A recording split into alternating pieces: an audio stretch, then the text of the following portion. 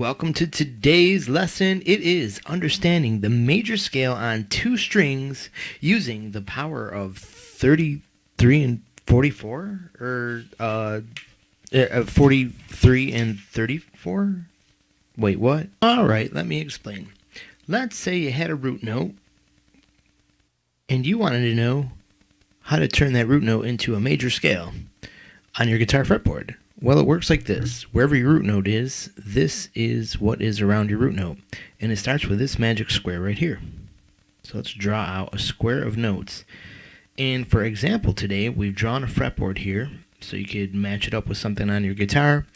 And for reference, we're using the C major scale. So if we have the second string here, the B string, we're on the 13th fret, making that a C note. So we can use the key of C.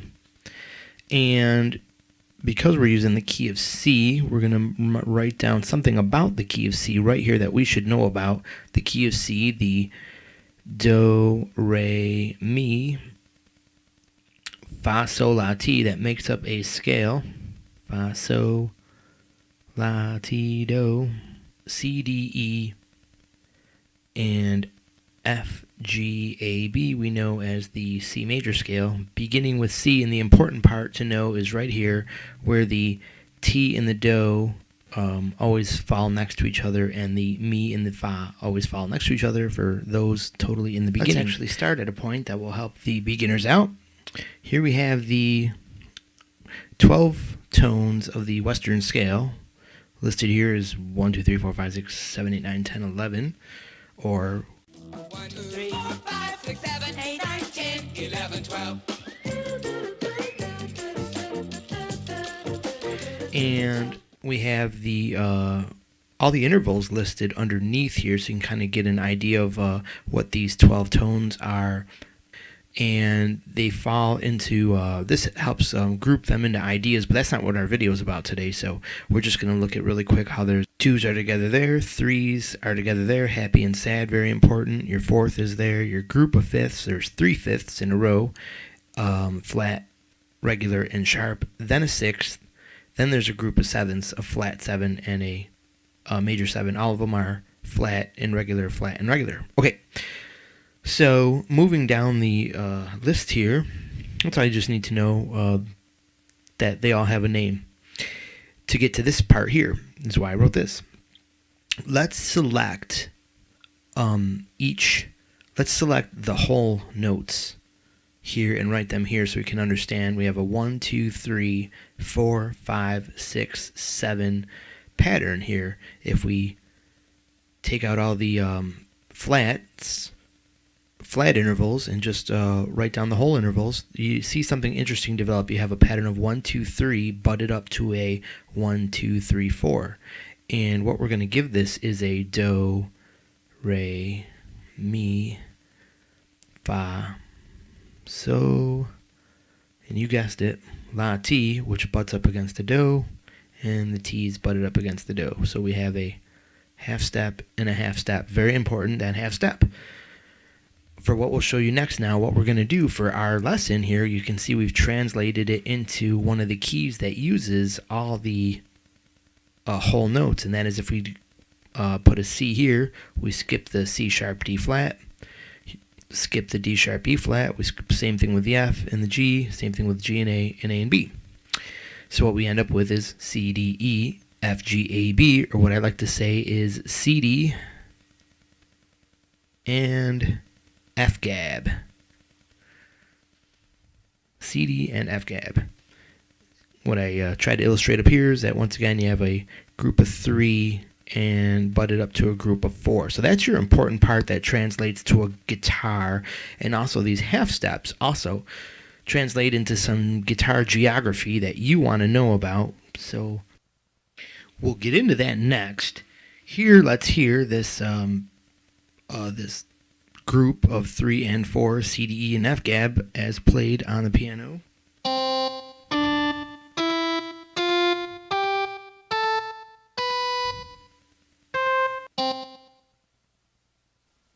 So pow, 3 and 4 are now our best friends. Let's move on and get back to the point here.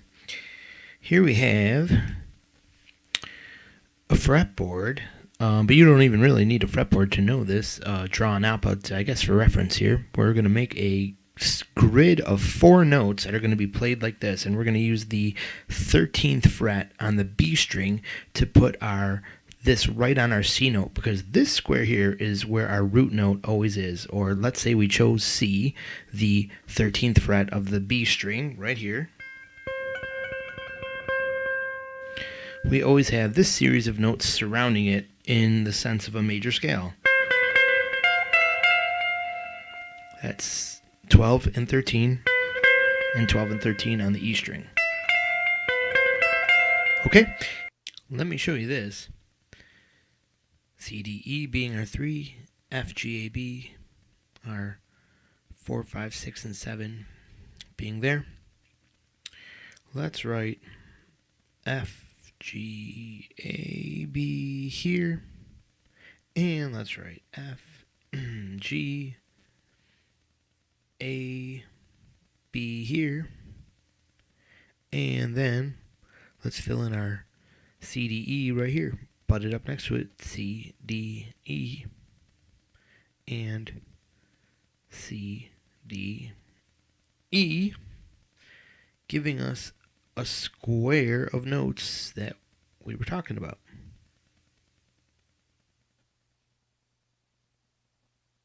Hopefully that's starting to make sense to you. And here's where the half steps in the major scale come together to make that square on the guitar fretboard. The very handy magic box. So we have our 1, C, D, E, always starting in this box, the root, in this case the key of C, so C, D, E, and F gab, F, G, A, B. The back of F gab is here, front starts there, and same with C, D, E. 3 and 4. So how are we going to remember this? Now, let's do this. We have an R, and I can show you like this. I'm going to write some letters in here. L, and then an L with a little X right there. If you know from my other videos, I have showed you how to put the mode names into these boxes, because that's where modal ideas line up. But we don't need to know that in this video. But let's say we had our, this is the one, we're just going to say R for today for root, even though it could be the Ionian. This would be the P for Phrygian, L for Lydian, and L for Locrian. And we always put that little X there because we just don't use Locrian a lot, and that's our little denote that's the L we don't use, and that's the L we may use sometimes, quite frequently think about. Anyways, let's change these up a bit. Now watch what we can do here. If we just take this, and notice how close this R is to that P. Well, let's take this curve of the P and turn it into a 3.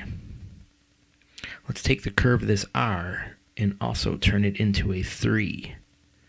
Let's take that 4 and put a line, or the L and put a line in it, and that L and put a line in it, and now we have 4, 3, 3, 4. 4, 3, 3, 4.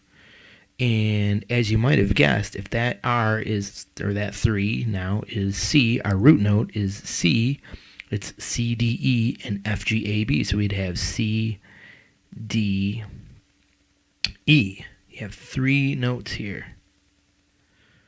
And then here we'd have 4 notes coming out of there. So you have 3 notes on this side, 4 notes on this side, 1, 2, 3, and 4. And when the magic is, when you reach these squares, you are in the square box again. So that's the only escaping of this box you can do.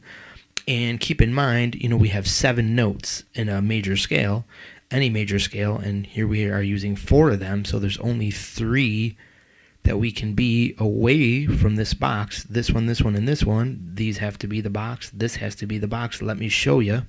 If we just put down the intervals, here's an interesting thing. This is the root. This would be the 2. The 2 also repeats on this side. We have a 3 and the 4th. Look at that. The 3rd and the 4th line up with the fact that there's 3 notes that way, 4 notes that way. Isn't that amazing? So there's one way you can remember it, by your interval names. Turn the P into a 3. P rhymes with 3. The L turns easily into a 4, or much more easier, you have a 3rd and your 4th. You should always know that these are your intervals. So you're probably thinking about that more often. Where are my intervals?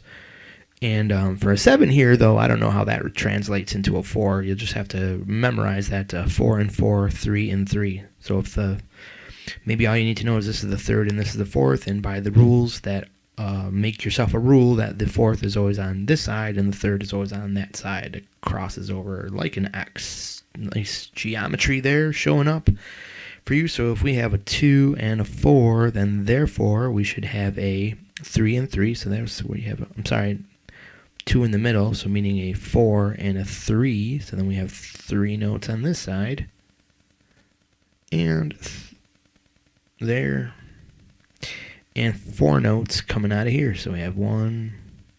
This is number 1, 2, 3, and 4. Now it stands to reason that if this is number 4, this should be number 4. So we should have a box right here.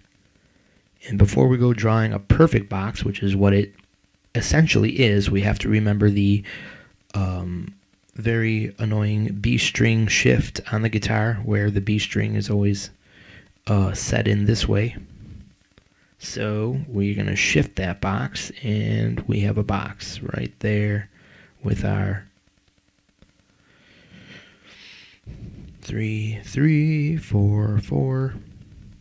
And so that should we should see some other math show up here in a second. Let's do it by note name, C, D, E. So this would be B is just before C, so this should theoretically be F, F, G, A, B, C, D, E, then F gab starts. And so you butt up F gab here, and when we have the squares butt together like that, that should mean that we have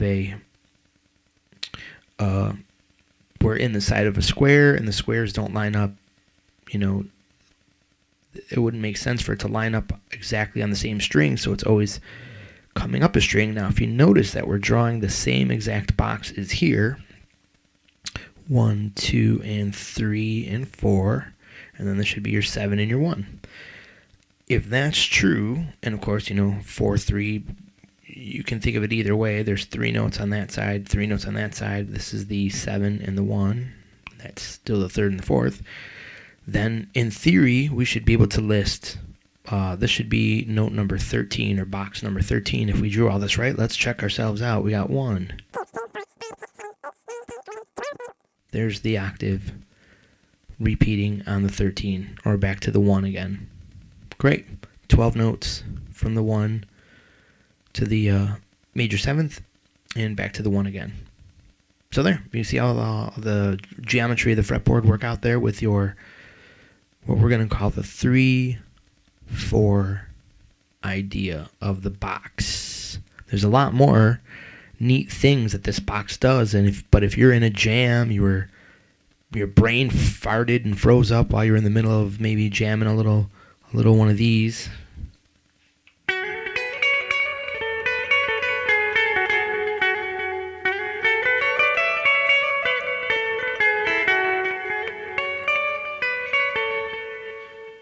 One of these.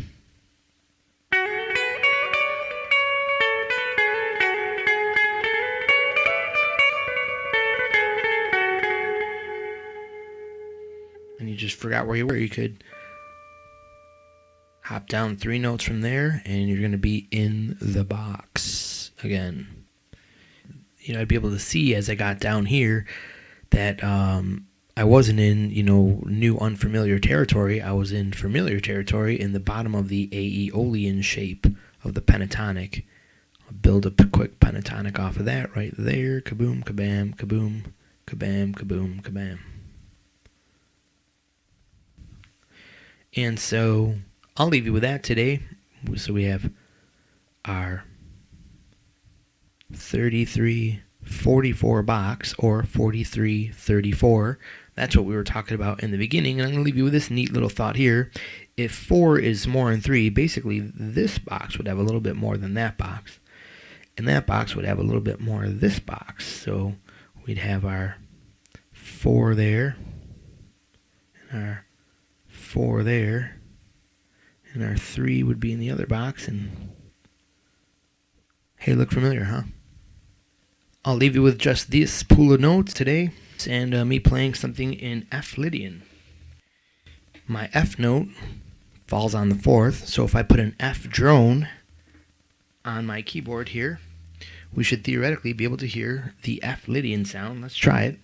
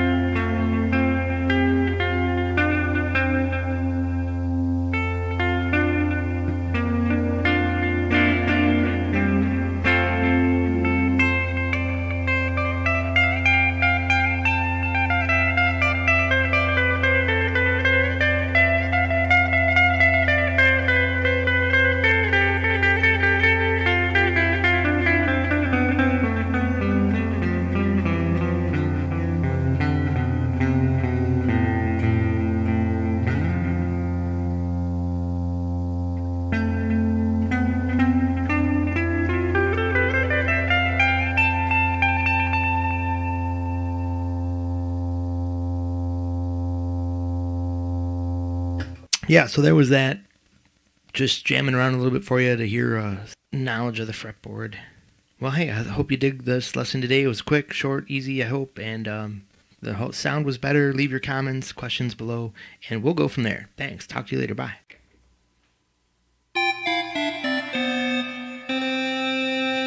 Thank you for watching, and please, please, please subscribe. Have a great day.